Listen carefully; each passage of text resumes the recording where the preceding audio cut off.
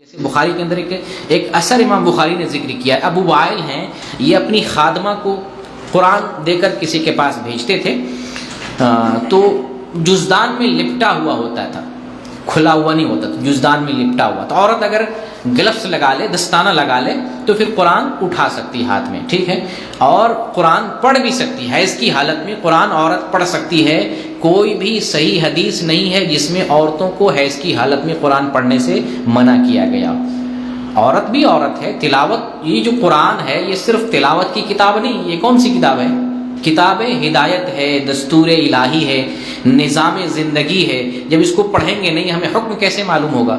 تو صرف تلاوت ہی کے لیے نہیں پڑھنا ہے قرآن، تو سمجھنے کے لیے بھی، دینی حکم جاننے کے لیے، مسائل جاننے کے لیے، عقیدہ جاننے کے لیے، اللہ کا فرمان جاننے کے لیے عورت پڑھے گی، پڑھ سکتی. اس میں کوئی حرج کی بات نہیں ہے. حیض کی حالت میں قرآن پڑھ سکتی ہے. اور ایسی کوئی سی دلیل نہیں ہے کہ حیض کی حالت میں قرآن نہ پڑھا جائے. اگر ایسی بات ہوتی تو جس سے آپ صلی اللہ علیہ وسلم نے نماز سے روکا ہے اور آپ صلی اللہ علیہ وسلم نے روزہ سے منع کیا، آپ نے قرآن سے بھی منع کیا ہوتا، لیکن ایسی کوئی بات نہیں. اور کسی بھی صحابیہ سے یہ بات منقول نہیں ہے کہ عہد رسول میں کسی صحابیہ نے حیض کی حالت میں قرآن کی تلاوت نہ کی ہو. تو عورت تلاوت کر سکتی ہے. اور اس معاملے میں سب سے بیسٹ یہ ہے کہ عورت موبائل سے، ڈیوائس کے ذریعے، کمپیوٹر کے ذریعے، لیپ ٹاپ کے ذریعے پڑھے تو چھونے کی ضرورت نہیں پڑے گی.